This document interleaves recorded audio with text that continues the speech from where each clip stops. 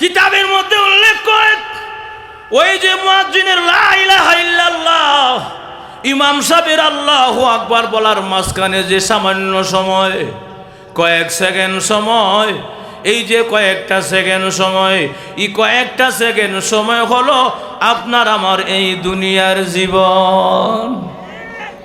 ঠিক না?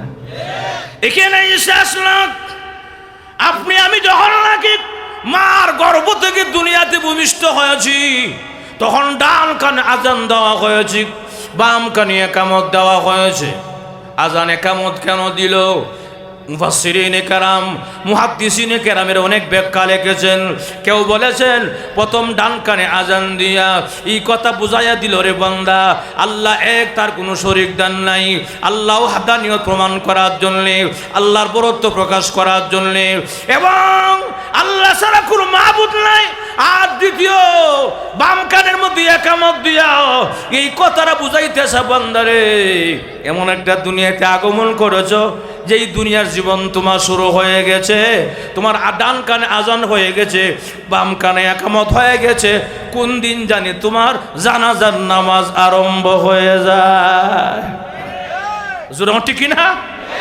এর লেগে আমরা আজানও নাই, একামতও নাই, জানাজার নামাজও আছে আছে নাই। কেন না? এটা আগে হয়ে গেছে গা। মাজুর ঠিক কিনা? তাহলে আপনার আমার আজানও শেষ, একামতও, এরপর বাকি আছে খালি কি? জানাজার নামাজ। আল্লাহু আকবার। জোর ঠিক কিনা? এরপরও আমরা যে অবস্থা, মৃত্যু কথা মনেই হয় না। আল্লাহর রসুল বলেন, ও আমার উম্মতেরা, তোমরা বেশি বেশি করে মৃত্যুকে স্মরণ করো। আমার তেলাওয়াতকৃত হাদিসে রসুল বলেছেন, তোমরা বেশি পরিমাণে মৃত্যুরে স্মরণ করো। আরেক হাদিসে আল্লাহর রসুল বলেছেন, যে ব্যক্তি দৈনিক 20 বার মৃত্যুকে স্মরণ করবে, আল্লাহ তার কবর আযাব মাফ করে দিবে। কয়বার? যেরকম কয়বার? কিন্তু আমরা চাল চলন দেখলে মনে হয় মাসে একবারও মনে হয় না। মজুর ঠিক না? মাসে একবারও মনে হয় না। কেন? বল, মৃত্যু কথা স্মরণ থাকলে কোনো ব্যক্তির জিন্দিগি তো মাফে কম দিতে পারে না। বুঝলো না? যার মৃত্যু কথা স্মরণ থাকবে, জিন্দিগিতে কোনোদিন সে মাফে কম দেওয়া সম্ভব না, আর একজনের হক নষ্ট করা সম্ভব না, কোনোদিন জুলুম নির্যাতন করা সম্ভব না, যা আমাদের দেশে 5ই আগস্টের আগে হয়েছে। মাজুর ঠিক না? 5ই আগস্টের আগ পর্যন্ত যা হয়েছে এগুলো আপনারা সবাই জানেন। মাজুর ঠিক কিনা? জুলুমের চূড়ান্ত পর্যায়ে চলে গিয়েছিল, জুলুমের চূড়ান্ত পর্যায়ে গিয়েছিল, যে ফেরাউনকেও হার মানাইছে, নমরুদকেও হার মানাইছে। হুজুর ফেরাউনকে হার মারাইলো কেমনে? বলে ফেরাউনটা হার মারাইলো কেমনে? ফেরাউন জিন্দিগি তো আয়নাগর বানাইছে না, নমরুদ দা জিন্দিগি তো আয়নাগর বানাইছে না। আয়নাগর কিতারি দেওয়া প্রথম শূন্য খালি আয়না কিতাবা, মানে আমি ভাবছি যে মনে আমি কি ভাবছি মনে মনে ব্যক্তিগত একটা বাবা হইলো, মনে হয় ডান দিকে আয়না, বাম দিকে আয়না, সামনে আয়না, পিছনে আয়না, উপরে আয়না, নিচে আয়না, এর লেগে আয়নাগর। কথা কোনা যখন ফেসবুকে বা যখন ভিডিও দেখলাম যে আয়নাগর কারে কয়, লা হাওলা ওয়ালা কুওয়াতা ইল্লা বিল্লাহ, দেখি তো সেটা আযাব আর আযাব। কথা কোনা? এই জন্য ফেরাউনও কোনোদিন আয়নাগর বানায় নাই, নমরুদও কোনোদিন আয়নাগর বানায় নাই। আমাদের দেশের যে ফেরাউন, যে স্বৈরাচার আয়নাগর বানাইছে, সে ফেরাউন এবং নমরুদকে পর্যন্ত হার বানাইছে। যেরকম ঠিক কিনা? এই জন্য ভাইয়ার আমার, দেখেন না আমাদের ফেসবুক এমপি, কথা বলা আছে না নাই? খাইছি নি কট জনদরদি, জনদরদি, মুখোশধারী দরবেশ। কথা কন? মুখোশধারী দরবেশ মানুষকে দেখায় আমি জনদরদি। একটা খাম্বা নিজে নিজে ওই রাস্তা নিয়ে কয়, এই যে খাম্বার রাখলো এখানে, একটা অসুবিধা হচ্ছে। তখন ঠিক কিনা? এই ফেসবুক মার্কা এমপি, ফেসবুকের এমপি, সংসদ সদস্য, এই সংসদ সদস্য দরা রাখাইলো। কথা কোন ঠিক কিনা? তো দরা খাওয়ার পরে এখন কোর্টে যাওয়ার পরে, আদালতে যাওয়ার পরে কত আনায়া মিনায়া নানা মিনায়া কান্দাকাটি করে। কথা কনা কেন? এখন কেন কান্দ? আল্লামা জুবায়ের আহমদ আনসারী নাম শুনছেন আপনারা? ব্রাহ্মণবাড়িয়া জনপ্রিয় ওয়াইজ আল্লামা জুবায়ের আহমদ আনসারী রাহমাতুল্লাহি আলাইহি, উনি যখন ইন্তেকাল করেছিলেন করোনার সময়ে, এই ব্যারিস্টার সুমন বলছিল আনসারী জানাজা কেউ যাইবা না, রোগ আরো সংক্রমণ বৃদ্ধি পাবে। নাউজুবিল্লাহ কোন আসতে কোন কেন? এই নিমকরাম, এই চাটুকার দালাল বলছিল আল্লামা আনসারী জানাজা যদি কেউ অংশগ্রহণ করে তার সংক্রমণ বৃদ্ধি পাবে, করোনা ভাইরাস আর বেড়ে যাবে, এই জন্য কেউ যাইবে না। এই জন্য জায়গায় জায়গা দেখা যায় মুড়ে মুড়ে পুলিশ যা আছে প্রশাসন পর্যন্ত সবাই জায়গা জায়গা খাড়া ছিল, যাতে একটা লোকও একটা গাড়ি পর্যন্ত না ঢুকতে পারে। কথা কোনা? কিন্তু আল্লাহর কি কারিশমা, একটা লোকও ঢুকতে দেয় নাই এবং গাড়িও ঢুকতে দেয় নাই। যেই মাত্র আল্লামা আনসারীর জানাজা শুরু হয়েছে, খালি জানাজা কাতার সোজা করা শুরু হয়েছে, এত পরিমাণ মানুষ যে মাঠে রাস্তাঘাটে জায়গা নাই। এত মানুষ কোন দিক থেকে আইল রে?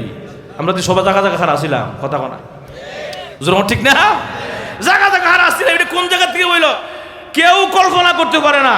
এজন্য তোমাদের দৃষ্টিশক্তি কেমন আছে তোমরা কি বুঝো, আর তোমাদের চোখের পাওয়ার কেমন আছে তোমরা কি বুঝবা। আর আরে ব্রাহ্মণবাড়িয়ার সমস্ত উলামায়ে কেরাম মন্তব্য করেছেন আল্লামা আনসারী জানাজা মানুষ কম হয়েছে, আল্লাহর রহমতের ফেরেশতা নাজিল হয়েছে। যখন ঠিক কিনা? এই ব্যারিস্টার সুমন বলছিল সংক্রমণ বাড়বে। আল্লামা আনসারীকে দাফন করার পরে যখন আবার পুরা টেস্ট করা হয়েছে পুরা এলাকায়, ওনার আশেপাশে সমস্ত এলাকায় আল্লামা আনসারী এলাকা সব কিছু চেক করা হয়েছে, আল্লাহর রহমতে আল্লাহর কসম করে বলতে পারবো একটা মানুষকে সংক্রমণ পায় নাই। কথা কোনা? এই ব্যারিস্টার সুমন দরবেশ, কথা কোনা, জনদরদি, ফেসবুক দরদি, কথা কন। আরো কি জানেন?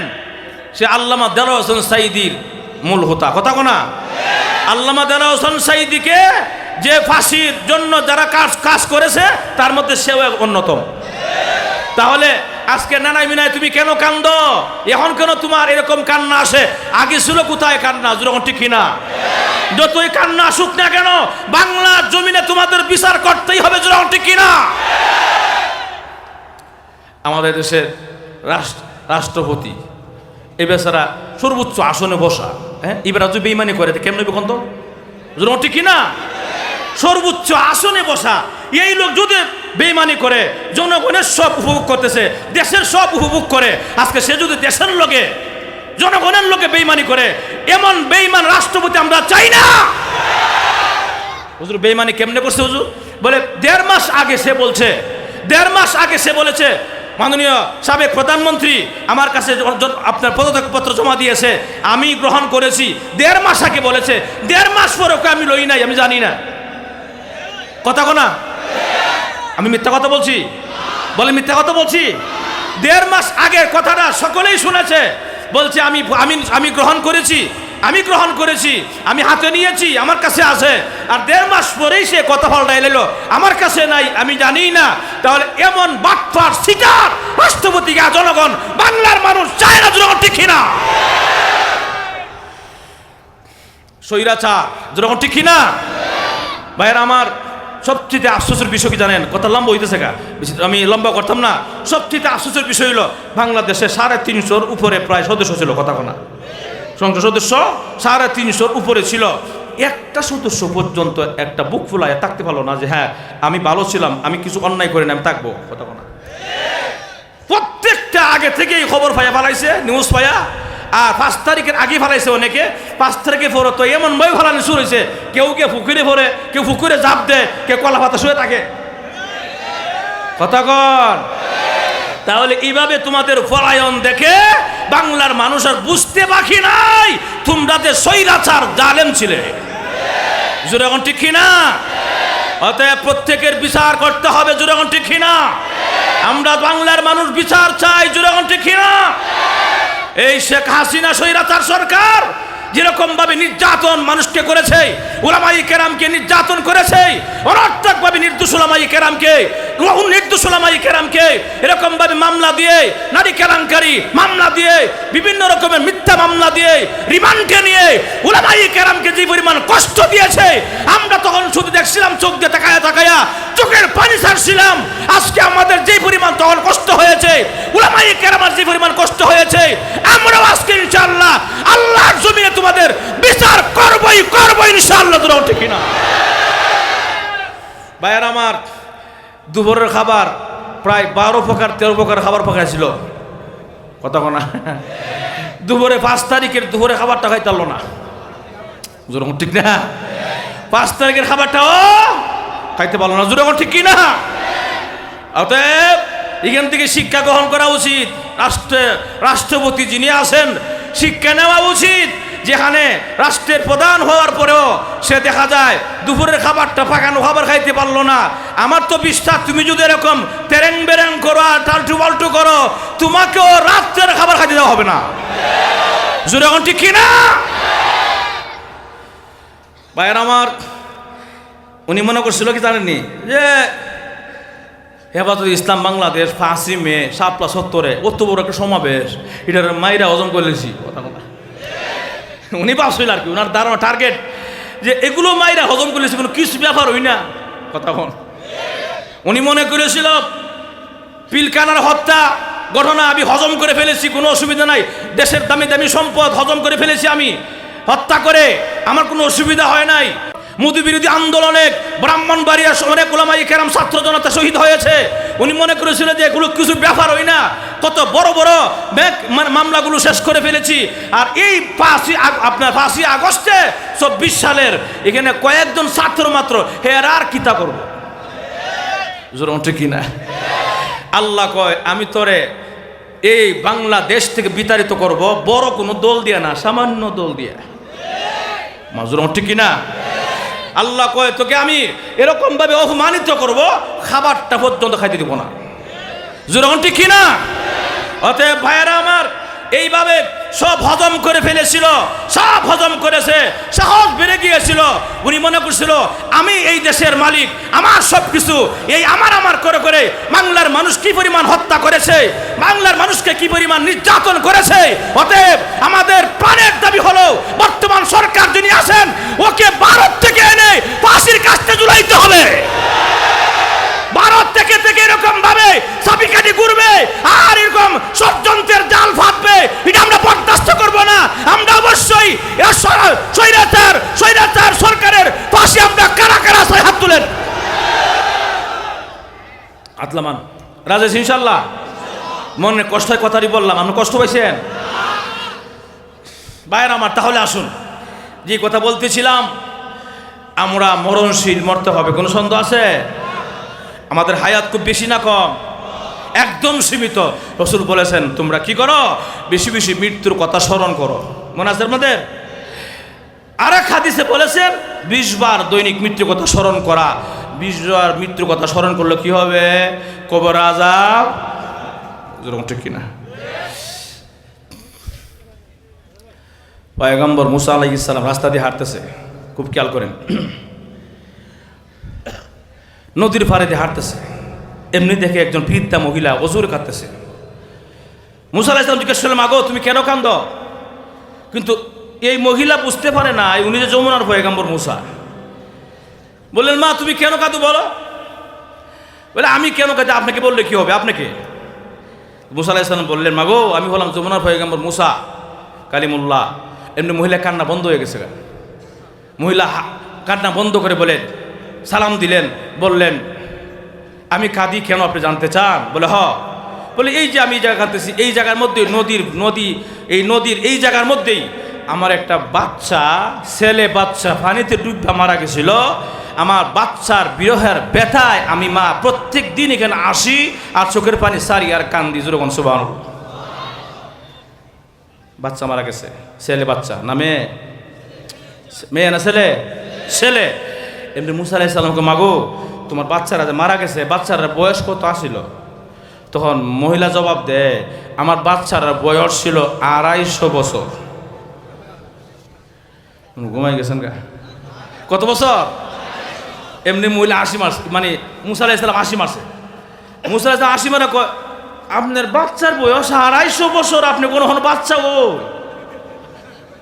আপনি কি জানেন না গো মা, এমন একটা যুগ সামনে আসতেছে যেই যুগের মানুষের, যেই যুগের উম্মতের হায়াত হবে মাত্র 40, 50, 60, বেশি হলে 100। আমাদের হায়াত খুব বেশি একটা যায় 100, 120, 150 নাই হন কথা বলা। তাহলে 120 কোনো রকম যায়, 100, 120, 10 যায়। মুসা আলাইহিস সালাম এই কথা বলার পরে মহিলা হা করে চাইছে, আমার লোকে মস্কারি করে? বলে না না না, মস্কারি না, সত্য কথা বলছি। কারণ আমি এমন একজন পয়গম্বর যিনি যেই পয়গাম্বর আমার জবান দিয়ে আল্লাহর সাথে তুর পাহাড়ে কথা বলি, এই জবান দিয়ে ফাতলামি করতে পারি না, কোনো পয়গাম্বর মিথ্যা কথা বলতে পারে না, যা বলছি সত্য বলেছি, বিশ্বাস করো আর না করো। মহিলা কয় এই সামান্য হায়াতের লেগে এরা কি করবো, এরা বাড়িঘর বানাইব নি? বাড়িঘর বানাইতো না, মানে 5টা 7টা বাড়ি থাকবো? নাই নাই। মহিলা আরো অবাক, এরা বিয়া শাদী করবো নি? বিয়া শাদী করতো না, এরা 60টা পর্যন্ত বিয়া করার জায়েজ থাকবো। কথা না কি করে এরা বিয়া শাদীও করবো এই সামান্য হায়াতের লেগে? বলো, আমি আজ থেকে 14 বছর আগে, 1 যুগ আগে আমি একটা পত্রিকা পড়ছিলাম। এই পত্রিকার মধ্যে হেডলাইনে দেখি এক লোকের বয়স হলো 42, বেড়া বিয়া করছে 43টা। কোন বয়স কত? 42, বিয়া করছে কটা? 43টা, মানে 4 বিয়া করে। 4 এমন খারাপ লোক আমার সমাজে আছে না নাই? তে আমি চিন্তা করলাম, মুসকি হাসলাম আর মনে মনে ভাবলাম, এই বেড়া যদি 43 বছর হায়াত পাইছে, 42 বছর, এই বেড়া যদি 100 বছর হায়াত পাইতো, তাহলে আপনার এই গাজীপুর, মাওনা, আনসার রোডে শ্বশুরবাড়ি বানাইল। বাদ তাহলো না, জোর ঠিক কিনা? মহিলা কয় এরা বিয়াও করবো, এরা বাড়ি ঘরও বানাইবো সামান্য হায়াতের লেগে? আমার তো বুঝে আসে না। বলে আরো কি জানো, এরা বাচ্চা কাচ্চা সন্তান হবে, 1 করে 5 জন 7 জন 10 জন হবে, আছে না নাই? মহিলা কো আয় হা কো কি সামান্য হায়াতের লেগে আবার হায়াত, বিয়া শাদীও সন্তান, মানে অবাক থেকে অবাক হচ্ছে মহিলা। অবাক হওয়ারই কথা, যখন ঠিক কিনা?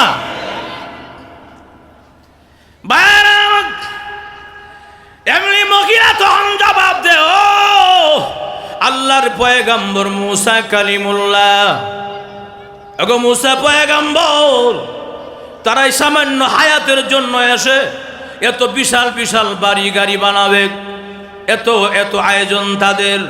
ও মুসা পয়গাম্বর, আমার মাথা ধরে না, কিন্তু আপনি কি জানেন গো, যদি তাদের মতো সামান্য হায়াত পাইতাম, 50-60 বছর 100 বছর হায়াত পাইতাম, ওই যে খেজুর গাছ দেখা যায়, খেজুর গাছের নিচে বসে বসে আল্লাহর জিকির বলে বলে সময় কাটায়া দিতাম। আল্লাহু আকবার। ভাইরা, এর দ্বারা বোঝা যায় আমাদের হায়াত খুব বেশি না কম? আরো জোরে কম? অত্যন্ত হায়াত আমাদের কম। সামান্য হায়াতের মধ্যে আমাদেরকে বেশি আমল করতে হবে। ভাইয়েরা আমার, আমল বেশি করতে হবে। আমরা সকলে বিদায় হতে হবে। আমাদের নবী, বিশ্ব নবী রাহমাতুল লিল আলামিন পর্যন্ত দুনিয়া থেকে বিদায় হয়ে গেছে। উনি সুপার পাওয়ার নবী ছিলেন, উনি পর্যন্ত বিদায় হয়ে গেছে। আমরাও কিন্তু কেউ থাকতে পারবো না। আরো ধরে কাম। ভাইয়েরা, আল্লাহর নবী, বিশ্ব নবী রাহমাতুল লিল আলামিন অসুস্থ, অনেক অসুস্থ, এমন অসুস্থ হয়ে গেছেন ওইটা নিজে নিজে দাঁড়ানোর কোনো ক্ষমতা নাই, দাঁড়াইতে পারে না। এমনি দেখা যায় ফজল ইবনে আব্বাস রাদিয়াল্লাহু আনহু ওনাকে বললেন, ফজল রে, আমার হাতের মধ্যে ধর, আমি ওইটা দাঁড়াইতে চাই।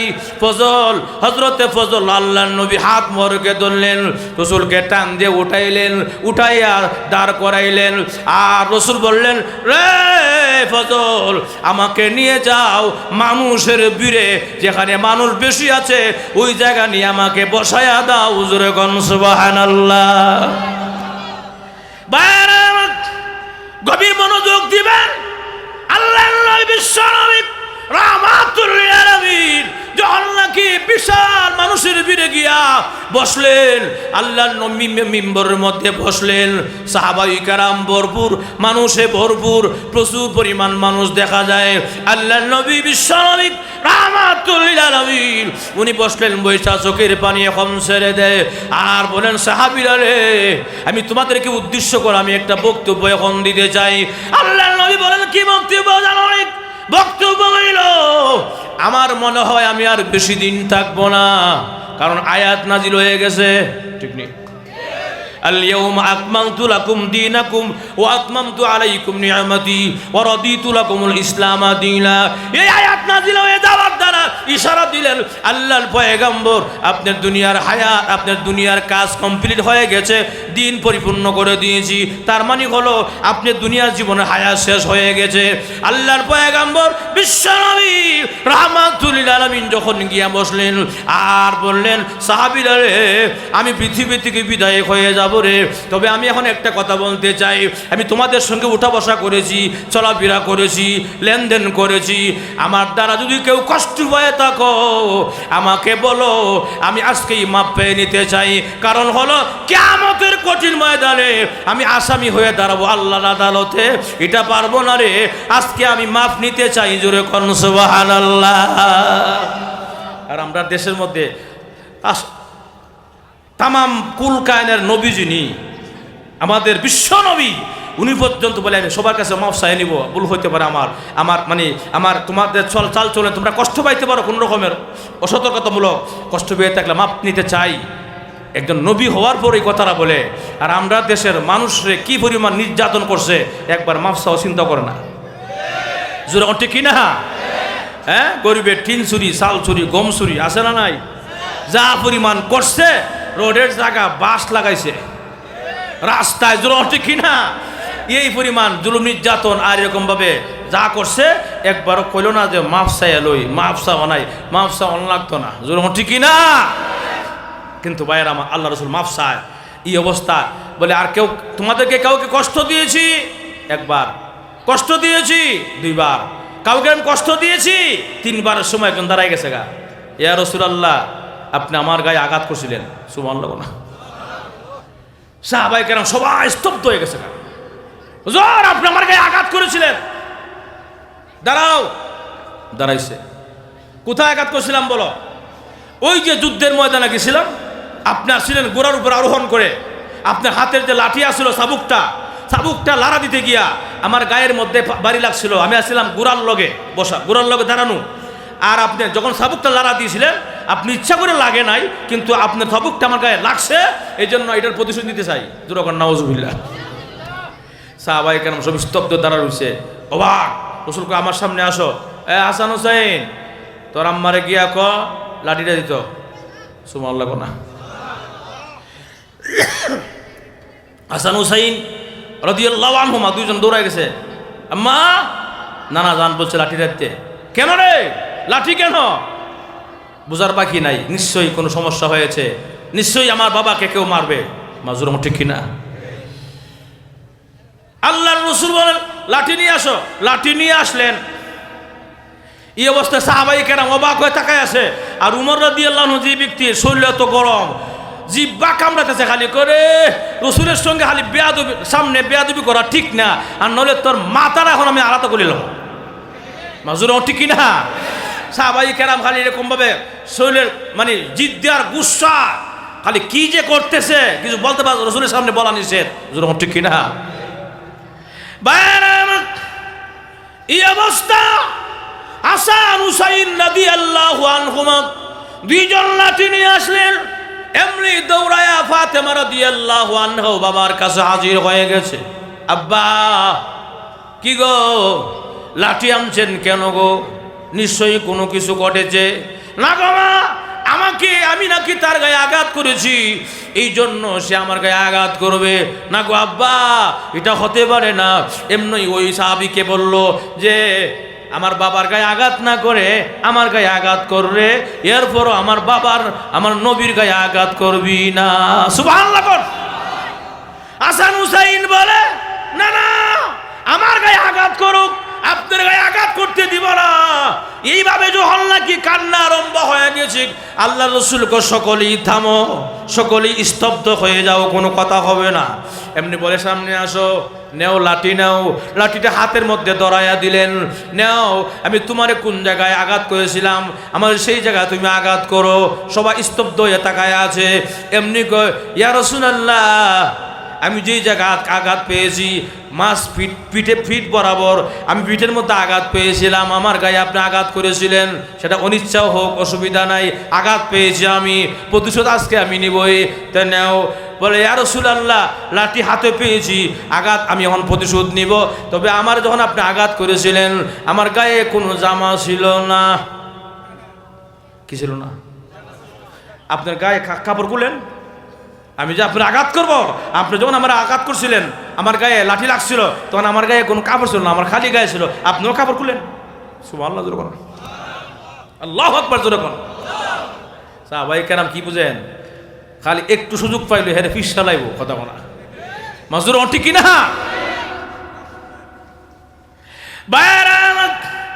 এই অবস্থা আল্লাহর নবী বিশ্ব নবী বলেন, না আমি জামাটা খুলে দিলাম, দে আমার গায়ে তুই বাড়ি দে, প্রতিশোধ নিয়ে নে। এমনি যখন জামাটা খুললেন এই সাহাবী লাঠিটা হাত থেকে ফেলে দিয়া আল্লাহ নবীকে এরকম বগল তুলে দিয়ে হাতটা ঢুকাইয়া দিয়া জড়াইয়া ধরলেন। আর আল্লাহ নবী বিশ্ব নবী রাহমাতুল লিল আলামিন মোহর নবুয়তের মধ্যে একটা চুম্বন করলেন। জোরে গণ সুবহানাল্লাহ। সাহাবায়ে কেরাম অবাক। এই অবস্থা সাহাবী বলেন, ইয়া রাসূলুল্লাহ, ইয়া হাবিবাল্লাহ, জীবনে এমন কোন আমল করেছি আমার জানা নাই, এমন আমল করেছি যেটা কবুল হবে আল্লাহর দরবারে, কি জবাব দিব আল্লাহর দরবারে? কোনো এমন কোন আশা নাই, সম্বল নাই। ওগো নবী, যদি কিয়ামতের মাঠে ধরা পড়ে যায় আল্লাহকে বলবো, আল্লাহ তোমার নবীর মহব্বত আর ভালোবাসায় আমি প্রতিশোধ না নিয়া তোমার নবীর মোহর নবুয়তের মধ্যে আমি চুম্বন করেছিলাম, এই উসিলা তুমি আমাকে মাফ করে দাও। ভাইয়ের আমার, যাই হোক, আল্লাহর রাসূল বিশ্ব নবী রাহমাতুল লিল আলামিন বলে, সাহাবায়ে কেরাম আর নি কেউ আছো মাফ, আমি মাফ চাই তোমাদের কাছে, তোমরা আমাকে মাফ করে দাও, আমিও তোমাদেরকে মাফ করে দিলাম। আল্লাহর নবী চলে আসলেন। বেশ কয়েকদিন পরে দেখা যায় আল্লাহর নবী বিশ্ব নবী রাহমাতুল লিল আলামিন প্রচন্ড ব্যথা, রাত্রবেলা হয়ে গেছে, এমনি আল্লাহর নবীর পাশে বসা ছিল ফাতেমা রাদিয়াল্লাহু আনহা। ফাতেমা বসা আল্লাহর নবীর কাছে, দরজার মধ্যে কে যেন নক করলো, নক করছে, দরজাটা খুলেন। কে? মা গো, চিনবে না গো মা, দরজাটা খুলো। দরজা খুলে দেখে আসমান আর জমিনে একটা লোক দাঁড়ায় আছে। এত বিশাল লম্বা লোক দেখে ফাতেমা রাদিয়াল্লাহু আনহা চিৎকার মেরে বসে গেছে। জোরে কন্যা সুবহানাল্লাহ। আব্বা, এত বিশাল লোক, পাউটা হলো জমিনে, আসমানে হলো মাথা, এত বিশাল লোক আমার জীবনে আমি কোনোদিন দেখি নাই।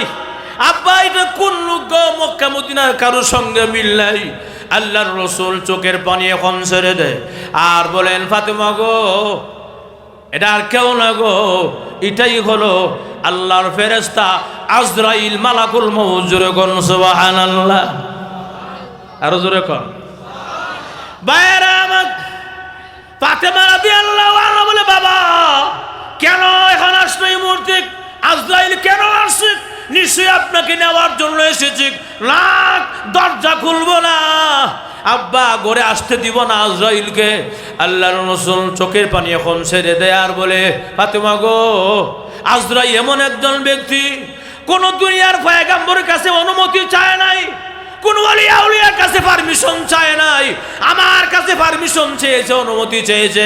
একমাত্র আমি হলাম পয়গম্বর, আমার কাছে পারমিশন নিতে হয়, না নিয়ে ঢুকতে পারবে না গো মা। তবে শুনো গো মা, আজরাইলকে আটকায় রাখা যায় না গো মা, দরজা দিয়ে আটকায় রাখা যায় না, ছিদ্র দিয়ে আসতে পারে, যেই কোনো সময় আজরাইল মালাকুল মউত হাজির হয়ে যাবে গো মা, দরজাটা খুলে দাও। দরজা খুলে দিলে আল্লাহর নবী বিশ্ব নবী রাহমাতুল লিল আলামিনের সামনে আইসা বসলেন, মাথার পাশে। এমনি বলেন, ইয়া রাসূলুল্লাহ, ইয়া হাবিবাল্লাহ, যদি আপনি বলেন গো এখন আপনাকে আমি নিয়ে যাব, যদি পারমিশন দেন নিয়ে যাব, আর পারমিশন যদি না দেন আমি আবার খালি হাতে চলে যাব। তবে শুনুন গো, আপনার মাহবুব, আপনার রব, আপনার দিদার অপেক্ষায় আছে। জোরে কন্যা সুবহানাল্লাহ। ভাইয়েরা আমার, আল্লাহর নবী বলেন, এরা জিবরাইল আজরাইল, বুঝলাম তো, অসুবিধা নাই, দুনিয়া থাকতে চাই না, চিরকাল থাকার জায়গা নয়, এ গাজীপুর শ্রীপুর মামলার মানুষ, আনসার রোডের মানুষ, রসুল নিজেও বলেছেন এই দুনিয়া থাকার জায়গা না, থাকবো না, থাকার ইচ্ছাও নাই। ঠিক নেই? আমরা কি থাকতে পারবো? এখন আসুন ভাইয়েরা আমার, আল্লাহ নবী বিশ্ব নবী বলেন আজরাইল বসো, দেখি আমার আজরাইল জিব্রাইল আসে কিনা। জিব্রাইল অপেক্ষায় আছি। এমনি বলেন জিব্রাইল সালাম দিয়ে কই ইয়া রাসূলুল্লাহ ইয়া হাবিবাল্লাহ, আপনি মন খারাপ কেন, কান্দেন কেন গো? আপনি কি আয়েশার মায়া কান্দেন? না। হাসান হুসেনের মায়া কান্দেন? না। কার মায়া কান্দেন? জিব্রাইল, আমি একমাত্র কান্দি আমার উম্মতের চিন্তা। জোরে করুন সুবহানাল্লাহ। আমার উম্মতের কি অবস্থা হবে, আমার উম্মত এতিম হয়ে যাবে, আমার উম্মতের জিম্মাদার গার্জিয়ান কে হবে? এমনি আল্লাহর পক্ষ থেকে জিব্রাইল জানায়া দেয়, আগো নবীজি আপনার টেনশন করার কোনো কারণ নাই, চিন্তা করার কোনো কারণ নাই। মহান আল্লাহ জানায়া দিয়েছেন আপনার অবর্তমানে মহান আল্লাহ রব্বুল আলামিন আপনার উম্মতের গার্জিয়ান হয়ে যাবে। বাইরে আমার যে কথাটা বুঝাইতে চাই, সুপার পাওয়ার নবী, শ্রেষ্ঠ নবী, ওই নবী পর্যন্ত থাকতে পারে নাই, আপনি আমিও থাকতে পারবো না। ঠিক নেই? তাহার জায়গা না, থাকতে পারবো না। এই জন্য এই দুনিয়া তাহার জায়গা নয়। আল্লাহ রাব্বুল আলামিন বলেন প্রত্যেকটা মাখলুকের মরণের কষ্ট হবে, মানুষেরও হবে, মুমিনেরও হবে। তবে মুমিনের কষ্ট কষ্ট থাকবে না, মুমিনের কষ্ট আনন্দে রূপান্তরিত হবে। ঠিক নেই? আরো জোরে কোন। এই যে আমরা যখন মরে যাই, মরার পর আমরা কই না রাখে কবর, কথা কোনা, আমরা কোথায় না রাখে? দাফন করে কোন জায়গা? কবরে। তো আমরা দেখবেন যারা স্কুলে পড়ছেন, আমি ক্লাস 4-এ একটা বাংলা বইতে একটা কবিতা পড়ছিলাম, কইতাম নি? ওই দেখা যায় তাল গাছ আছে না নাই? ওই দেখা যায় তাল গাছ, ওই আমাদের গা, ওইখানেতে বাস করে অবগি তুই শ্বাস কি ফান্তাবাদ কাজ নি বলে না, ফান্তা আমি খাই না, ফুটি মাছ পাই না, একটা যদি পাই এমনি ধরে গাবুস কুবুস খাই। আছে না নাই? জোরকন আছে তো। আমি একটা কবিতা বলে যাই, ওই দেখা যায় তাল গাছ, ওই আমাদের গা বলবো না, আমরা বলবো ওই দেখা যায় কবরস্থান, ওই আমাদের ঘর, ওইখানেতে থাকতে হবে সারা জীবন ভর। আরো জোরে কন। ওই দেখা যায় কবরস্থান, ওই আমাদের ঘর, ওইখানেতে থাকতে হবে সারা জীবন ভর। ও কবর তুই শ্বাস কি, টাকা পয়সা নেসনি, সুদ ঘুষ খাসনি? বলে না, টাকা পয়সা নেই না, সুদ ঘুষ খাই না, মুমিন বান্দা পাই না। একজন যদি পায় এমনি জান্নাতের বাগান হয়ে যায়। এজন্য আল্লাহর রাসূল বলেন আল কবরু রাউযাতুম মিন রিয়াজিল জান্নাত আও হুফরাতুম মিন হুফারিন নার। কবরটা কারোর জন্য জাহান্নামের গাড়া হবে, আবার কারোর জন্য জান্নাতের বাগান হবে। ইমান আমল যদি খারাপ হয় কবরটা জাহান্নামের টুকরা হয়ে যাবে, কোনো সন্দেহ নাই। আর যদি ইমান আমল ভালো হয়, নেক আমলি হয়, নামাজি হয়, নেক আমলওয়ালা হয়, আল্লাহর রাসূল বলেন কবর রাখার সঙ্গে সঙ্গে একজন ঘোষণাকারী ঘোষণা দেবে, ওয়া আলবিসুহু মিনাল জান্নাহ ওয়া আফরিসুহু মিনাল জান্নাহ। আমার বান্দাকে জান্নাতি পোশাক পরাইয়া দাও, আমার বান্দাকে জান্নাতি বিছানা বিছাইয়া দাও, এবং কবর থেকে একটা দরজা খুলে দে জান্নাত বরাবর। যেই দরজাটা ছিদ্র খুলে দে কবর থেকে জান্নাত বরাবর, যেন আমার বান্দা কবরে ঘুমায়া ঘুমায়া জান্নাতের আরামায়েশ ভোগ করতে পারে। আল্লাহু আকবার। তাহলে এই দুনিয়া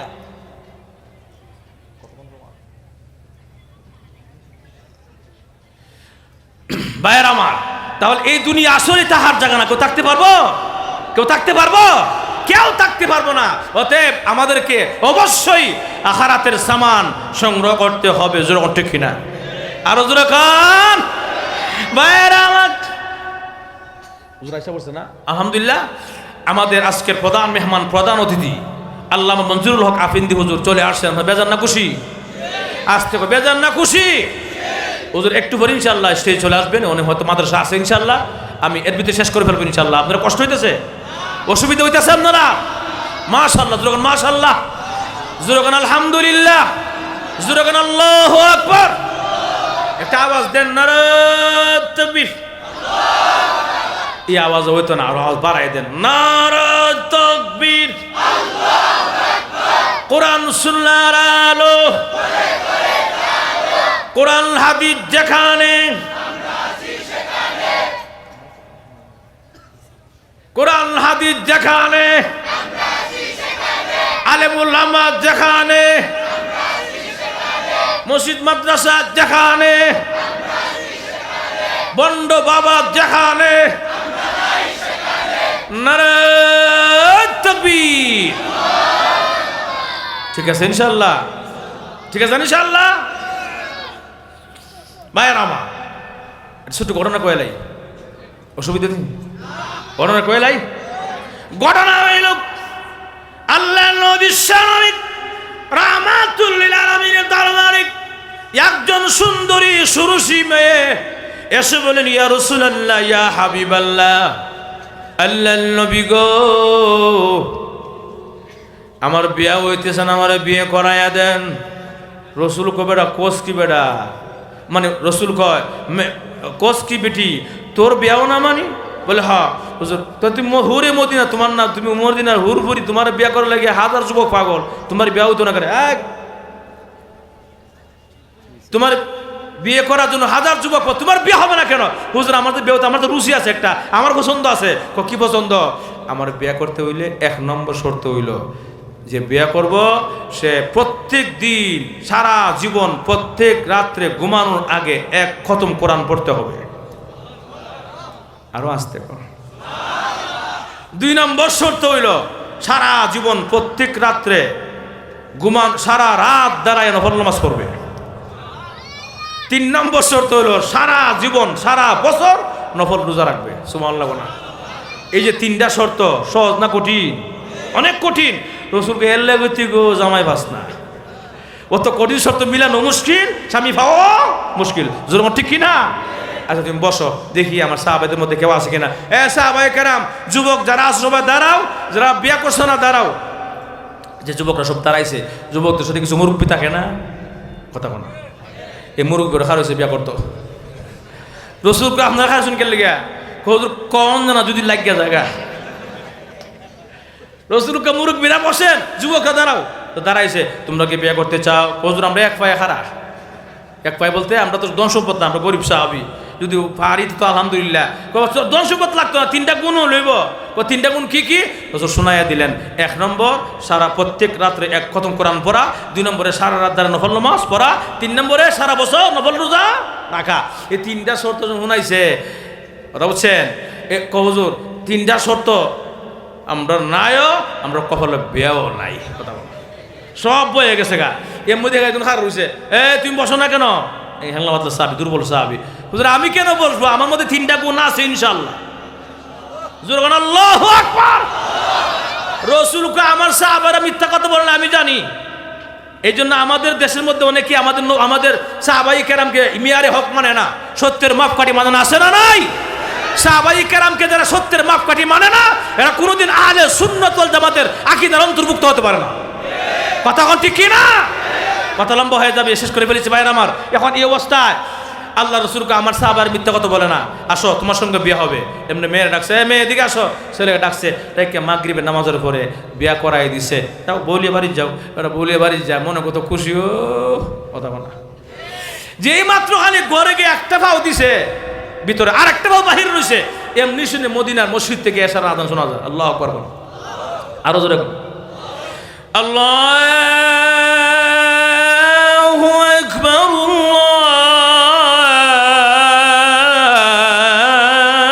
আল্লাহু আকবার। আজান শুন না হে বেড়া, আর মসজিদ গর্বিতে একটা পাও দিয়েছিল, আর দেয় নাই, আরেকটা পাও আর দেয় নাই। এই পাউডার বের করে দিচ্ছে, আমার স্ত্রী এটা আমার খুঁড়ে ঘর, ভাঙ্গা ঘর, খেজুর পাতার বেড়া, খেজুর পাতার ছাউনি, এখানে বসো, আমার আল্লাহ ডাক দিয়েছে, নামাজটা হয়ে যায়। সুবহানাল্লাহ বলে দৌড়ায় নামাজও গেছে বেচারা, নামাজ থেকে খাতির জমা এক করে নামাজ শেষ করে বিতির শেষ করে এইমাত্র আসছে, এসব বিবি গো নাস্তা চিন্তাও খায়াত ঘুমানো লাগবো। খাইয়া ঘুমাইতে? বলে হ। আপনারা কোরআন খতম করার কথা? বলে হ। আপনারা সারা রাত দাঁড়িয়ে নমাজ পড়ার কথা? বলে হ। তো খাইয়া ঘুমাইতেন কেরে? ও দেও নাস্তা খাইলো ঘুমা, আগে নাস্তা খাইলো না, নাস্তা দিছে, নাস্তা খাইয়া বেড়া নাক টাইন না ঘুম দিছে। মহিলাকে ইন্না ইল্লা, আমার জীবনটা শেষ, আমি চাইছি কি আর পাইছি কি? কথা কনা এমনি মনে হয় ভাবছে মনে হয় তাহাজ্জুদটা করবো। কি এর তাহাজ্জুদ? হ্যাঁ বেড়া নাক টানতে লইছে ও এক টানে এমনি শোনা যায় একটু বড়ই, আসসালাতু খায়রুম মিনান নাওম,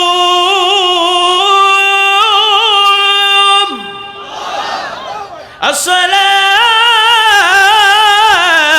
খায়রুম মিনান নাওম। এবার ঘুম থেকে উঠিয়া লাভ দিছে, কইরা আজ আমার আল্লাহ ডাক দিলাইছে, তারা তো দৌড়ায় গিয়া ফরজ নামাজ হইরা এক করে এশাক নামাজ হইরা সুবহানাল্লাহ সুবহানাল্লাহ কইতে কইতে আয়, আসসালামু আলাইকুম বিবি, নাস্তা আস্তে আছেন দেও না, খাই তো কাজ কাম করানো লাগবো, বিবি সারা রাত মনটা এমনি খারাপ, কথা কোনা এমনি আবার নাস্তা খাইবে? বলে হ। আপনার রোজা রাখার কথা, সারা বছর রোজা রাখবেন না? নাস্তা তো না, আমি নাস্তা খাই রোজা রাখবো, নাস্তা খাই লই নাস্তা ঠিক কিনা? নাস্তা খাই আবার কে রোজা? ঠিক না?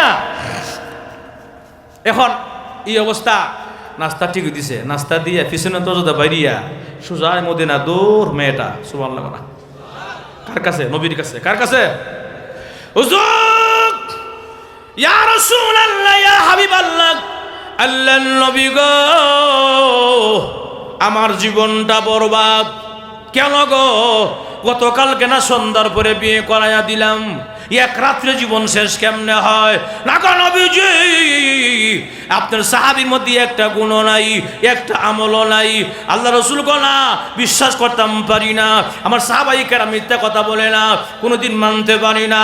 মেয়েটা কয় আল্লাহর কসম দিয়ে বলে গো নবীজি আপনার সাহাবীর মধ্যে একটা গুণও নাই, আমলও নাই। এমনি ছায়া দেখে পিছনে খার হয়ে জামাই, সুবহানাল্লাহ বলে, হুজুর আমার স্ত্রী কি কমপ্লেন দিয়েছি? বলে হ্যাঁ সত্যই তো দিয়েছে, তোমার মধ্যে বলে একটা গুণও নাই। হুজুর সত্যিই বলেছে, তবে হ্যাঁ আমি আমল করেছি, যদিও আমি নামাজ পড়ি না, যদিও আমি সারা রাত দাঁড়ায় নামাজ পড়ি নাই, যদিও কোরআন খতম পড়ি নাই, এরপরও সব হয়ে গেছে গা, সুবহানাল্লাহ না? কেমনে রে? বলে ইয়া রাসূলুল্লাহ তাহলে আপনি মনোযোগ দিয়ে শুনেন গো নবীজি, ওই যে কত কয়েকদিন আগে আপনি মদিনার এমুক এলাকায় এমুক গলিতে আপনি তালিম করেছিলেন গো নবী, তালিমের মধ্যে আপনি বলেছিলেন গো যদি কোনো বান্দা বান্দি সূরা ইখলাস 3 বার পড়ে এক খতমের সওয়াব হবে। আগে নবীজি বলছিলেন? বলে হ্যাঁ বলছিলাম। সত্য নি? বলে হ্যাঁ সত্য। আগে নবীজি আমি সূরা ইখলাস 3 বার পড়ে ঘুমাইছি, আমার সওয়াব হইছে নি? হইছে। মেয়েটা কই ইন্না লিল্লাহ, ইসালাহি আমার লগে ঠিক না? যাক রসুল যদি কয়ে আমার আপত্তি নাই, মেনে লইছি, অসুবিধা নাই, লম্বা ঘটনা শেষ করে লেছি। 2 নম্বরটা হুজুর আর রয়েছে আর কিতা ও সারা রাত দাঁড়ায় নফল ফত দূর করে, তা তো তুই করছে না, ঠিক না? এমনি সাহাবী জবাব দেয় ইয়া রাসূলুল্লাহ ইয়া হাবিবাল্লাহ, আল্লাহর নবী গো আপনারা সেদিনই কথাটাও বলেছিলেন গো, পুরুষ মানুষ যদি এশারের নামাজ জামাতের সঙ্গে আদায় করে ঘুমায়, আবার ঘুম থেকে ওইটা ফজরের নামাজ জামাতের সঙ্গে আদায় করে গো, ওই বান্দাকে মহান আল্লাহ সারা রাত দাঁড়ায় নফল বন্দিগির সওয়াব দান করে। আগে নবীজি বলছিলেন? বলে হ্যাঁ বলছিলাম। নবী গো জিজ্ঞাসা করলেন আপনি আমার ওয়াইফকে সাক্ষী নেন গো নবী, কি গো তোমার স্বামী গতকালকে আশা পড়ছেনি? কজি ফজর পড়ছেনি? কজি। তাহলে অসুবিধা নাই, তোমার স্বামী সারা রাত ঘুমায়াও দাঁড়ায়া নফল বন্দিগির সব হয়ে গেছে। মেয়ের হাত দেখো ইন্না লিল্লাহ, কোন জগত আসি সালাক কে বেড়া, কথা বলা ও তো সালাক কোন বুদ্ধি কোন জায়গা আসেন বেড়া? রসুল নিজেও হালে আসে, দেখছো তামসা এর বুদ্ধি কোন জায়গা আছে বেড়া? ঠিক কিনা? করা গেছে 2টা, আর একটা আছে।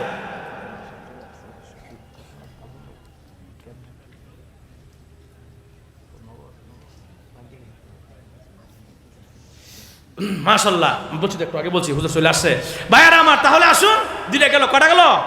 2টা। 3 নম্বর ইয়া রাসূলুল্লাহ আর রইছে কার কিতা?